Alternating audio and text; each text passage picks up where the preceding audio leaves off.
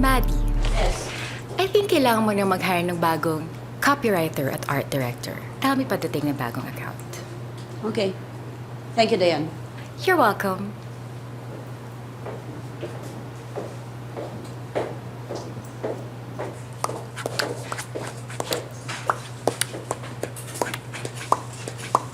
Trina, advertising graduate ka. Tama? Yes, ma'am. Will and Grace told me the idea they pitched to me came from you. A family that raised together, stays together. Race po? Naku, sinabi ko po sa kanila na that's a bad idea and dapat hindi nila pinitch sa'yo. Yeah, it was a bad idea. Yeah, I know. But somehow it was right because the client approved it. May commission po ako dun? Do you want to be a copywriter here in MoMA?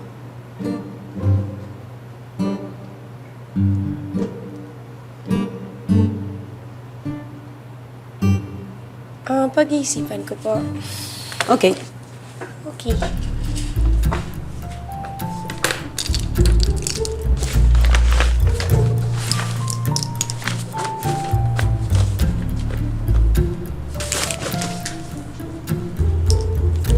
Yes, ma'am?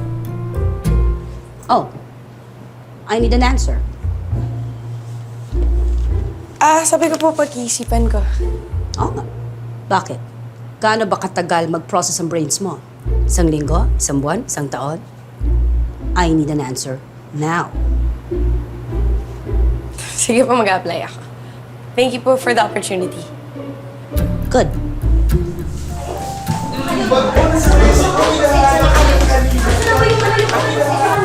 Ay, alis na pala ako. Trina, Yes, ma'am. you can start now. Now? Urgent hiring? Kahit tomorrow. Uwian na ngayon eh. And Trina, please, don't make me regret hiring you.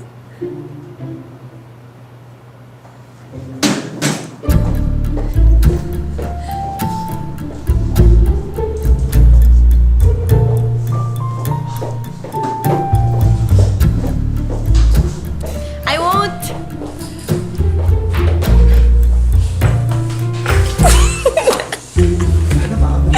Autism ang sakit ni John. Autism? Yes. Autism is a disability that affects 1 in 1,000 people.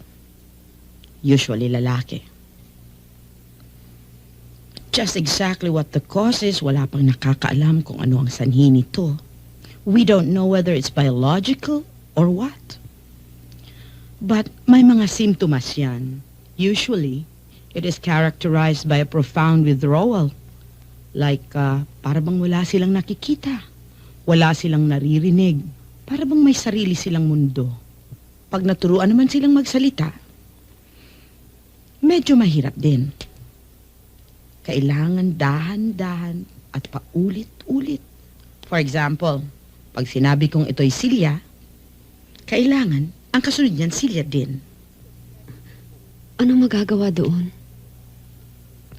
Well, gaya nga ng sabi ko, there is no known cause for it.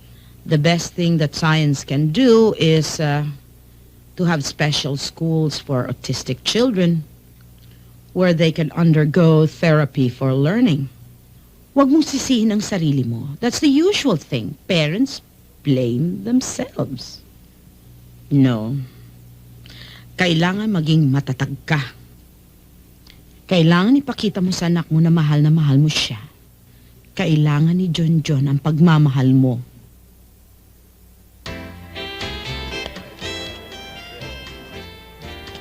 Eh di siguradong matalino din ang anak mo. Like father, like son, di ba? Natural. Saan pa magmamana? Bisyo na nga lang ng judge ang hinihintay namin. Akala mo ba namang humiling pa ito ng motion for additional evidence? Porsigido! Yan! Futile effort. Wala. Paano ka nakakasiguro? Imagine, them against sa kumpare natin si Mike Esquivel, wala silang panalo. He never lost a case. It's history. Mag-give up na sila. Excuse me. Mike, excuse us. Oh, excuse me, guys. Hindi pa ba tayo uuwi? Uwi na? Maaga pa. What's wrong, ha? What's wrong? Ha, gusto ko na umuwi eh. O sige, ganito ang gawin natin.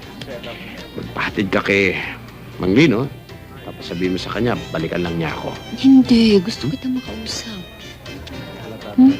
Okay? Hindi. Mukhang interesting yung iniisip mo. O sige, sige. Give me 10 minutes. Magpapaalam lang ako sa kanila. Ha? 10 minutes. Hindi ko yata kayang tanggapin ang babaeng yon para kay Daddy. Not even as a guest sa bahay namin. I can't stand her. Wala na ba tayong pag-uusapan kundi yung galit mo sa babaeng yon? Baka naman, Raul. Remember, the more you hate, the more you love. Hindi sa ganong klaseng babae.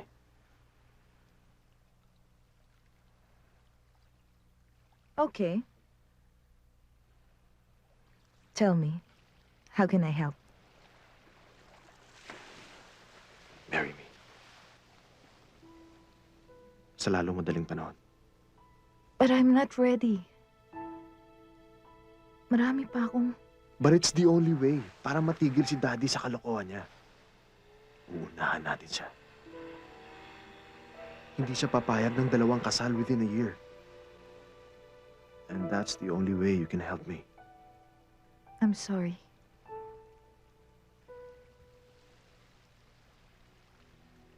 I can help you. Pero hindi sa ganyang paraan. That would be very unfair to your father.